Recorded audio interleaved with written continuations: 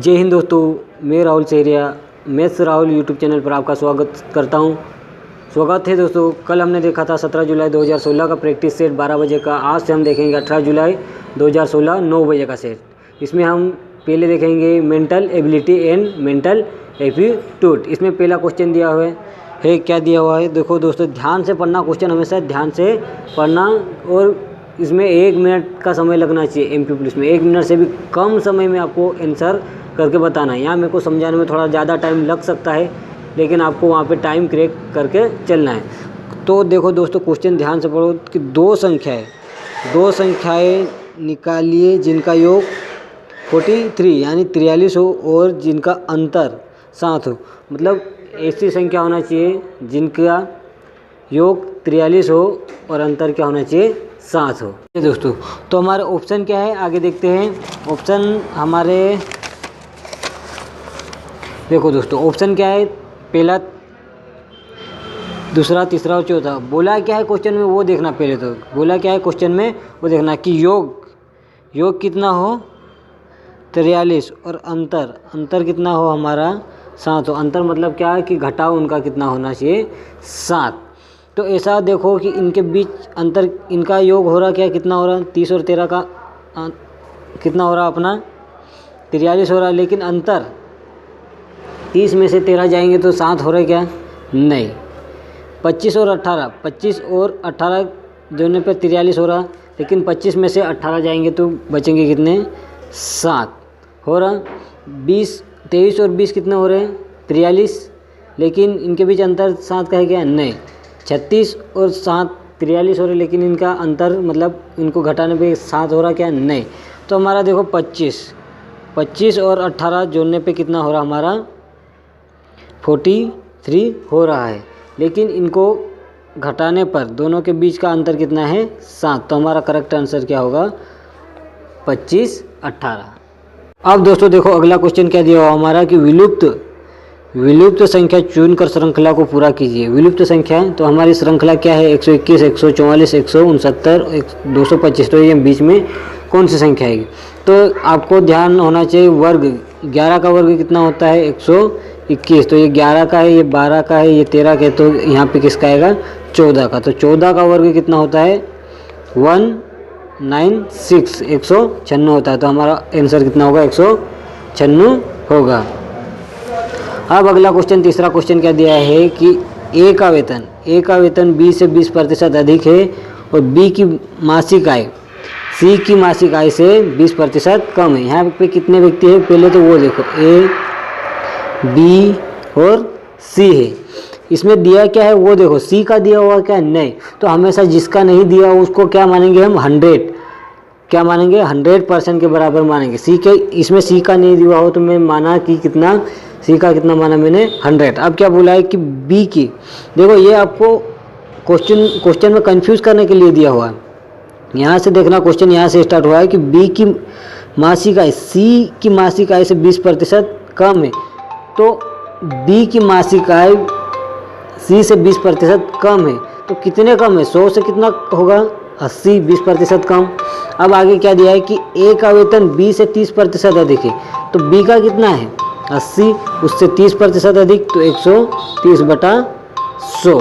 तो 0 से 0, 0 से 0, 13 8 कितना होता है, 104, 13 8 कितना होता है, 104। इनको काय में बदल दो, अनुपात में। इनको अनुपात में बदलने के बाद सी का 100, बी का 80 और ए का 104। अब क्वेश्चन में पूछा क्या है कि ए और सी की आय के बीच का अंतर 800 है। तो ए का कितना है, 104, और सी का कितना है, 100, और इनके बीच का अंतर मतलब कि इनके बीच कितने का अंतर है। तो 104 और 100 के बीच में कितने का अंतर है, 4 का। तो 4 के बराबर में अंतर कितना दिया हुआ, 800। तो 1 के बराबर में कितना, 4 एकम 4, 4 दूना 8, तो 1 के बराबर में कितना हुआ, 200। क्वेश्चन में पूछा है कि बी की मासिक आय कितनी होगी, तो 80 में किसका गुणा करेंगे हम, 20 का करेंगे, तो कितना होगा फिर 8 का 8 दूना 16 और 2 0 की 2 0। तो बी की मासिक आय कितनी होगी, 16,000 रुपये होगी। आए दोस्तों समझ में। अब अगला क्वेश्चन इसी प्रकार से दिया हुआ है कि नीचे दी गई श्रृंखला अक्षरों संख्याओं का अनुक्रम प्रयोग करते हैं, गलत संयोजन छाटिए। मतलब गलत अपने को देखना है। तो हमारी श्रृंखला कौन सी है, ये देखो। ऐसे क्वेश्चन तो आप कर लेना, क्योंकि इसमें आपको सिर्फ गलत देखना है, इनको मिलाना है चारों को, और चारों में से जो भी गलत लगे उसको टिक। तो अगला क्वेश्चन क्या है, एक टेबल के गिर्द 7 लोगों को कितनी तरीके से बैठाया जा सकता है। ये क्वेश्चन हमारा कर्मचारी संचय चैप्टर से लिया हुआ है। मैं इसको स्पेशल पढ़ाऊँगा, लेकिन अभी प्रैक्टिस सेट होने के बाद मैं चैप्टर भी स्टार्ट करूँगा 2-4 दिन बाद कभी भी। अभी मेरे को टाइम मैनेजमेंट नहीं हो पा रहा। तो अभी क्या दिया है कि एक टेबल के गिर्द 7 लोग, जब भी क्वेश्चन में आए 7 लोग, कितने बोला है 7, तो 7 लाइन खींच लो, 1 2 3 4 5 6 और 7 लाइन मैंने खींच ली। अब क्या बोला है कि कितने, अगर पुनरावर्ती बोले तो क्वेश्चन अलग है, लेकिन यहाँ पे सिर्फ क्या बोला है कि 7, कि बार बार व्यक्ति वो यहाँ से वहाँ नहीं बैठ सकता। तो 7 लोग, तो कितने लोग बोला है उसके 7, तो 7 गुणित, अब यहाँ पे 7 बैठ जाएंगे आगे, तो फिर बचे कितने 6, फिर बचे कितने 5, फिर 4, फिर 3, फिर 2, फिर 1। अब इन सब का गुणा करो। अब इन सब का गुणा करो आप, तो गुणा करने का तरीका बता रहा हूँ। जैसे ही गुणा करो आप 0 में बदल लो। कितना हुआ 6 पंजा 30 और 30 चौक 120। अब 2 तिया 6, कितना हो गया 2 तिया 6। अब 6 का गुणा में 12, तो 12 6 72, और इधर कितना बचा 7 और 0 की 0। अब 7 का गुणा अगर मैं 72 में करूँगा, इसमें 7 का गुणा करने पे कितना आ रहा है, तो देखो दोस्तों 7 का गुणा 0 में करूँगा तो 0, 7 दूना 14, इसीलिए 1 7 7 49 और 1 50। तो हमारा आंसर कितना होगा 50 40 होगा। कितना होगा हमारा आंसर 50 40 होगा। अब अगला क्वेश्चन क्या दिया हुआ है दोस्तों, देखो क्वेश्चन क्या दिया है कि समान गति से चलने वाली एक कार 6 घंटे में निश्चित दूरी तय करती है। यदि गति बढ़कर 10 किलोमीटर प्रति घंटा हो जाए तो उसी दूरी को 5 से 1/4 घंटों में तय किया जा सकता है। यह दूरी ज्ञात की, मतलब क्या है कि दूरी, कोई दूरी दी हुई है, एक कार कितने घंटे में तय करती है, 6 घंटे में तय करती है। लेकिन अगर मैं चाल को स्पीड अगर बढ़ा देता हूँ, तो कितनी स्पीड बढ़ा रहा हूँ 10 किलोमीटर प्रति घंटा स्पीड बढ़ा रहा हूँ, तो दूरी कितने में तय कर रही 5 से 1/4। मतलब कहने का मतलब ये है कि अगर मैं 100 किलोमीटर जा रहा हूँ, 100 किलोमीटर मेरे को कहीं जाना है और मैं बाइक चला रहा हूँ 20 किलोमीटर प्रति घंटे की दर से, तो मैं 6 घंटे में पहुँच जाता है। लेकिन अगर मैं उसी 100 किलोमीटर की दूरी को 30 किलोमीटर प्रति घंटे की चाल से अगर चलाता हूँ बाइक, तो मैं 5 से 1 देखना दोस्तों, चाल बराबर क्या होता है, चाल बराबर दूरी बटे समय। चाल बराबर हमारा क्या होता है दूरी। अब दूरी तो दी हुई नहीं, तो दूरी क्या मान लूँ मैं x, दूरी क्या माना मैंने x दूरी पहले कितने घंटे में तय कर रही हो 6 घंटे में। तो हमारी पहली चाल क्या आ गई x बटे 6, दूरी मैंने माना x चाल, तो चाल बराबर x बटे 6। अब अगली दूरी क्या बोल रहा है कि अगर मैं 10 घंटे प्रति किलोमीटर बढ़ा दूँ, तो दूरी कितनी है हमारी पहले से x है। अब चाल कितनी बढ़ा दूँ मैं 10 किलोमीटर प्रति, तो x बटे 6 धन 10, तो कितने में तय कर रहा है 5 से 1/4 में तय कर रहा। अब इसको हल कर लेते हैं। अब इसको हल करेंगे तो कितना आएगा x का x, और इसको मैं हल करूँगा तो कितना आएगा x धन 60 और बटे में 6, और इसको हल करूँगा तो कितना होगा 21/4। जब भी मैंने बटे के बटे में संख्या हो तो ऊपर जाके क्या हो जाती है उलट गुणित, तो कितना हो जाएगा 6x बटे x धन 60 बराबर 21/4। 6x का गुणा 4 में करेंगे और x धन 60 का गुणा 21 में, तो 6 चौक 24 x बराबर 21x धन कितना होगा यहाँ पे 0, 6 कम 6 और 6 6 6 दूना 12, तो कितना होगा 24x बराबर 21x धन 1260। हमारा क्या आया था दोस्तों, देखो क्या था 24x बराबर 21x धन 1260। अब इस 24 में से 21 गया तो बचा कितना 3x बराबर 1260, तो 3 एकम 3, 3 चौक 12, 3 दूना 6, तो हमारी दूरी कितनी होगी 420 किलोमीटर प्रति घंटा होगी। अब दोस्तों अगला क्वेश्चन क्या दिया है कि 50 कलम का बिक्री मूल्य 50 कलम का बिक्री मूल्य 80 कलम के लागत मूल्य के बराबर। बिक्री मूल्य मतलब विक्रय मूल्य बेचा हुआ, और लागत मूल्य मतलब क्रय मूल्य खरीदा हुआ मूल्य। तो बिक्री मूल्य के बाद लाभ या हानि क्या होगा। तो इस क्वेश्चन में क्या दिया है कि 50 मूल्य का 50 और का मतलब हमेशा क्या होता है गुणा 50 मूल्य का बिक्री मूल्य, तो मैं विक्रय मूल्य कर लेता हूँ। किसके बराबर है, बराबर का, तो बराबर का चिन्ह लगा। 80 रुपये के लागत मूल्य, तो लागत मतलब क्रय मूल्य, लागत मतलब क्या हुआ हमारा क्रय मूल्य है। तो 50 रुपये का विक्रय मूल्य बराबर 80 रुपये के विक्रय मूल्य के बराबर क्रय मूल्य के बराबर होता है। तो अब ये विक्रय मूल्य में इधर ही रखता हूँ, और ये क्रय मूल्य इधर गुणित में तो इधर आएगा तो बटे में होगा, तो क्या होगा क्रय मूल्य। अब इधर क्या 80 बचेगा, और इधर ये गुणित में तो इधर आएगा तो बटे में होगा, तो 0 से 0। मतलब ये है कि 5 रुपये में मैंने वस्तु खरीदी थी, और जब बेची उसको कितने में 8 रुपये में। कितने में 5 रुपये की वस्तु में कितने में बेच रहा 8 रुपये में। तो मेरे को लाभ होगा या हानि, जल्दी से कमेंट करके बताना दोस्तों, लाभ होगा या हानि। तो क्या होगा, हम मेरे को लाभ होगा, क्या होगा लाभ होगा। और लाभ प्रतिशत ज्ञात करने के लिए हमेशा नीचे क्या लिखेंगे क्रय मूल्य, और ऊपर क्या लिखते हैं लाभ, और प्रतिशत ज्ञात करने के लिए 100। अब क्रय मूल्य हमारा कितना है, क्रय मूल्य कितना है मेरा 5, तो बटे में 5। और लाभ कितना हुआ, देखो 5 की वस्तु अगर मैं 3 में बेचूंगा तो कितने रुपए का लाभ हुआ, कितने रुपए का लाभ हुआ 3 रुपये का, और प्रतिशत का 100। तो 5 एकम 5, 5 दूना 10, और 0 की 0। अब यहाँ पे 2 का गुणा किस में करूँगा मैं 3 में, तो 2 तिया 6, तो कितना हुआ 60% का क्या हुआ लाभ। अगर इसमें ऑप्शन में नहीं है तो क्या होगा नॉन ऑफ दिस, क्या होगा हमारा आंसर नॉन ऑफ दिस, मतलब कि ऑप्शन में नहीं है। अगर करेक्ट आंसर हमारा कितना है तो 60%। अगर दोस्तों वीडियो अच्छा लगे तो लाइक शेयर और कमेंट्स ज़रूर करना। मैं कोशिश करूँगा कि आपको बेहतर से बेहतर दूँ, क्योंकि यूट्यूब पे मैं पहली बार वीडियो पढ़ा रहा हूँ, थोड़े दिन बाद मैं बोर्ड पे भी आ जाऊँगा। अब अगला क्वेश्चन क्या दिया हुआ तो वो देखो दोस्तों, वही क्वेश्चन है। क्या दिया है कि 16 पानी की बोतल की बिक्री मूल्य की कीमत 17 पानी के बोतल के लागत मूल्य के बराबर है, तो विक्रय मूल्य द्वारा अर्जित लाभ प्रतिशत ज्ञात कीजिए। ये क्वेश्चन आप मुझे कमेंट्स में बताएंगे।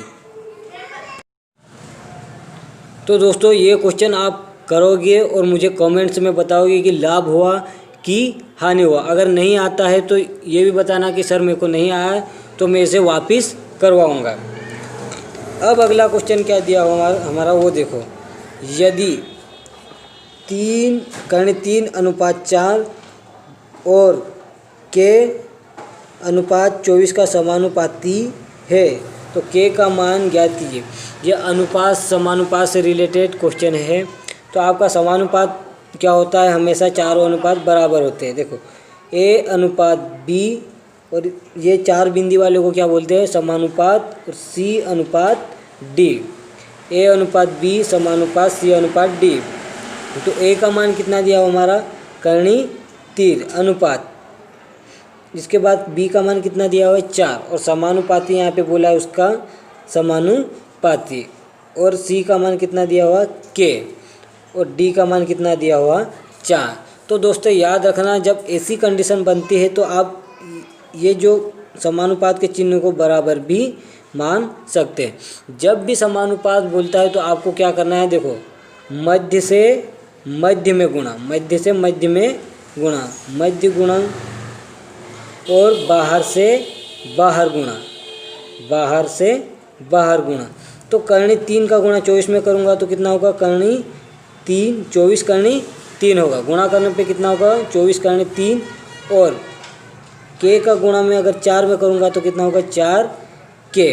अब क्या है कि के का मान ज्ञात करना है, तो 24 कर्णी 3 बटे ये 4 इधर गुणित में है तो इधर आएगा तो भागित में, बराबर कितना होगा के।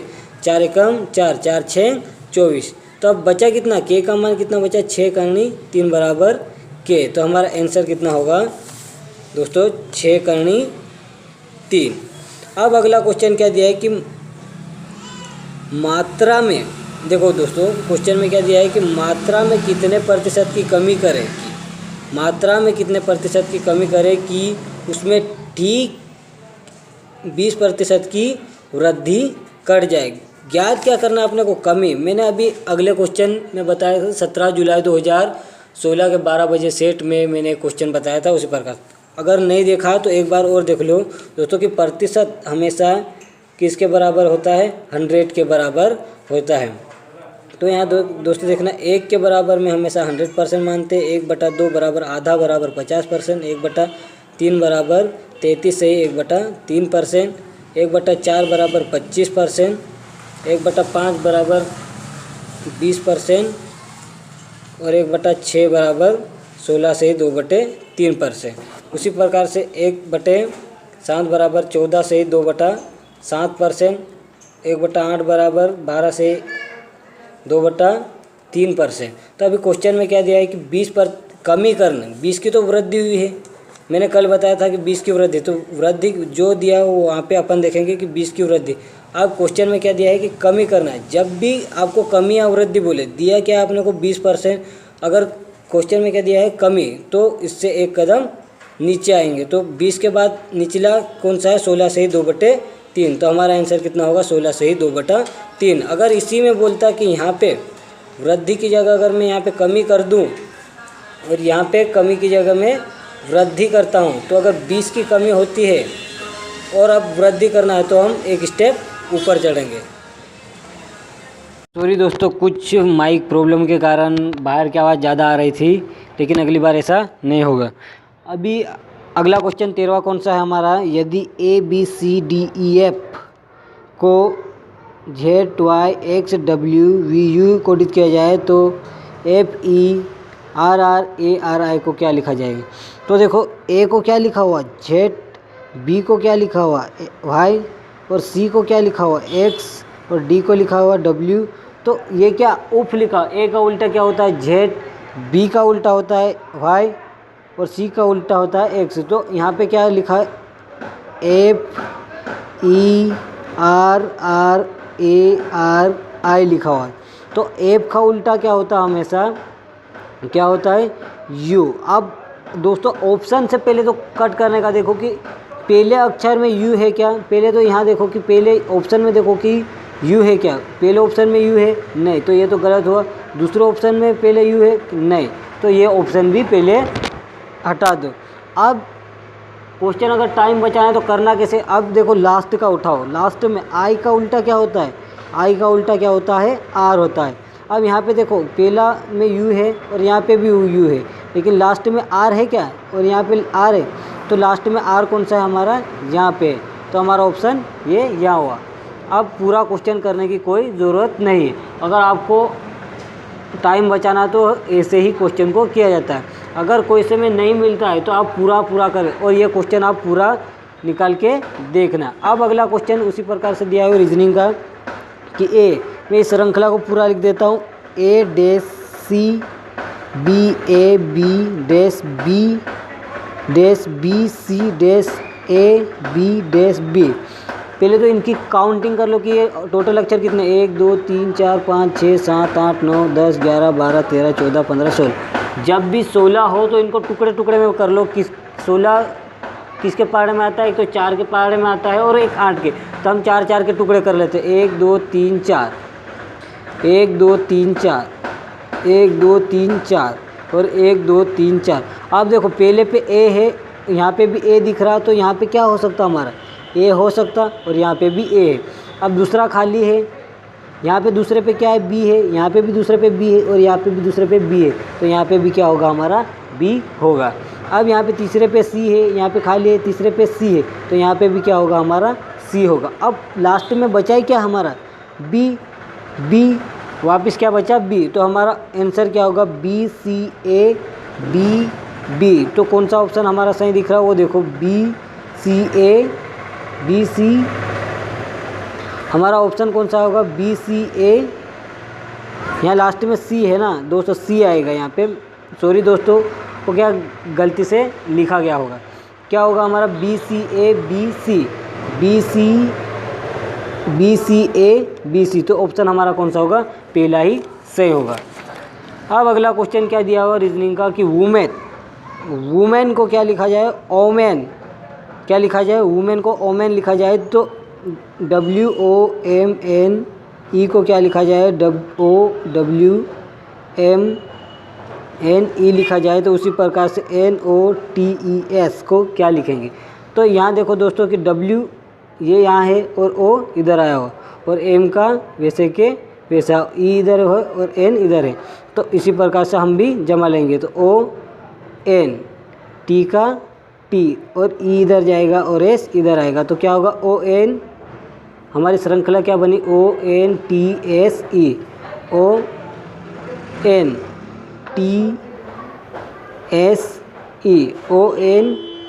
ONTSE। तो दोस्तों आज के लिए इतना है, 15 ही क्वेश्चन बहुत, क्योंकि वीडियो बहुत लंबा हो जाता है। अब अगले 15 क्वेश्चन मेंटल एप्टीट्यूड के अगले वीडियो में होंगे। अगर दोस्तों वीडियो अच्छा लगे तो लाइक शेयर एंड सब्सक्राइब जरूर करें। मेरे तरफ से पूरी कोशिश करूंगा कि आपको बेहतर से बेहतर दे सकूं और आप मुझे कमेंट्स में बताएं कि वीडियो कैसा है। अगर आपको अच्छा नहीं लग रहा तो वैसा भी करें कि सर वीडियो ऐसा है वैसा है, बोल सकते हो आप, बेझिझक बोल सकते हैं, क्योंकि मैं यूट्यूब पे पहली बार पढ़ा रहा हूँ। और अगर मैं स्पीड से ज़्यादा पढ़ाता हूँ तो धीरे भी कर लूँगा, अगर धीरे ज़्यादा पढ़ाता हूँ तो स्पीड भी बढ़ा लूँगा। आप कमेंट्स जरूर करें दोस्तों। जय हिंद, जय भारत, धन्यवाद।